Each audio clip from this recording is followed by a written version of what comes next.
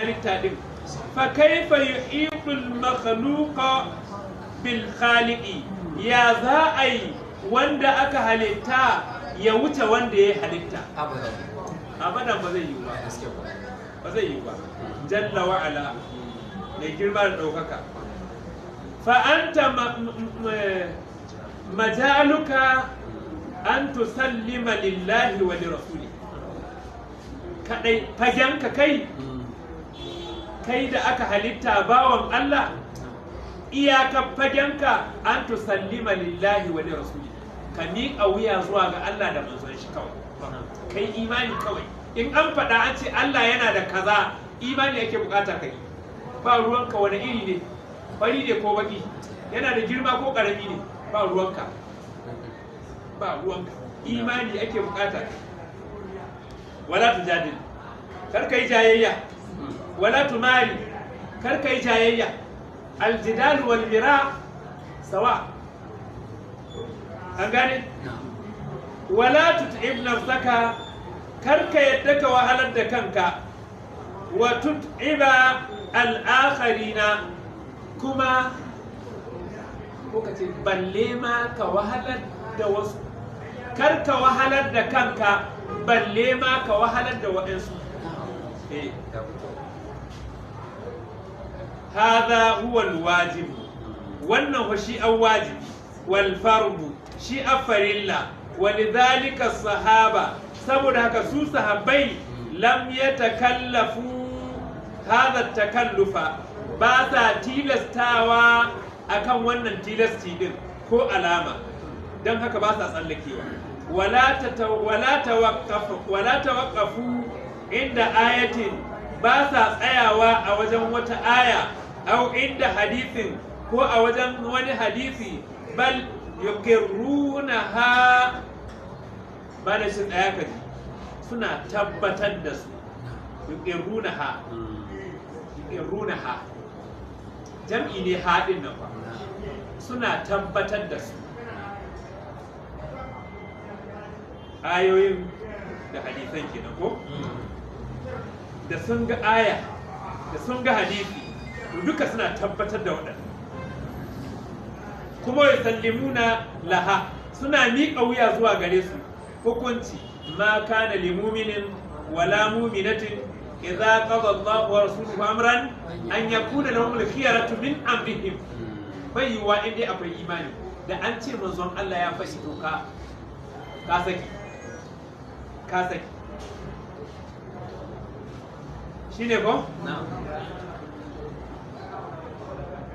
sai mi wa yusallimuna laha wa ya'taqiduna ma fiha, suna kulle abin da ke cikin wannan aya alqur'ani, ma'ana suna saka shi a cikin zuciya.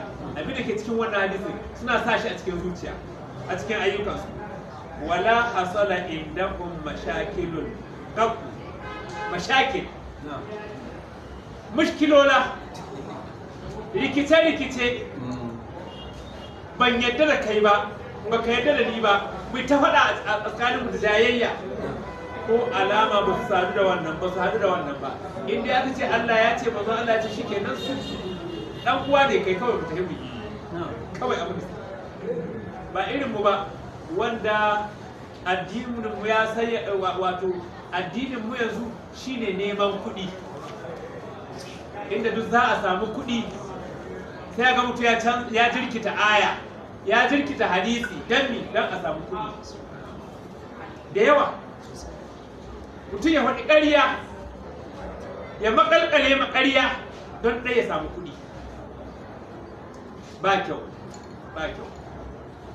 Dan kai can mu tsaya. Falmajalu, to shi fagen fa huwa majalul taslimi, fage ne kawai na miƙa wuya. Shi addinin musulunci miƙa wuya kawai ake. Al-islam huwa istislamu lillahi wal inqiyadu lahu bi-ta'a. To wal inqiyadu, da kuma jawuwa, kawai ka miƙa wuya, ka jawu sai abinda Allah ya hukunta da kai. Wala takhudu fil aqaidi, ba ka kutsawa cikin waɗansu aƙidoji bima khaba bihi ahlul jadali da abinda ma'abuta jayayya suke kutsawa cikin shi wa ahlul kalami da abinda waɗanda suke ma'abuta kalami ma'abuta iya magana suke kutsa cikin shi wa ahlul mantiqi da waɗanda suke sun sha mantiki suke kutsa cikin shi kai ba za ka kutsa ba don mi don ka miƙa wuya ga Allah fatakunun natijatu sai wato cimma nasara ya zamo kama aqarru kamar yadda su suka tabbata su sahabbai din natijar sai ta zama kamar yadda suka tabbatar ala anfusihim akan kawuna su minal menene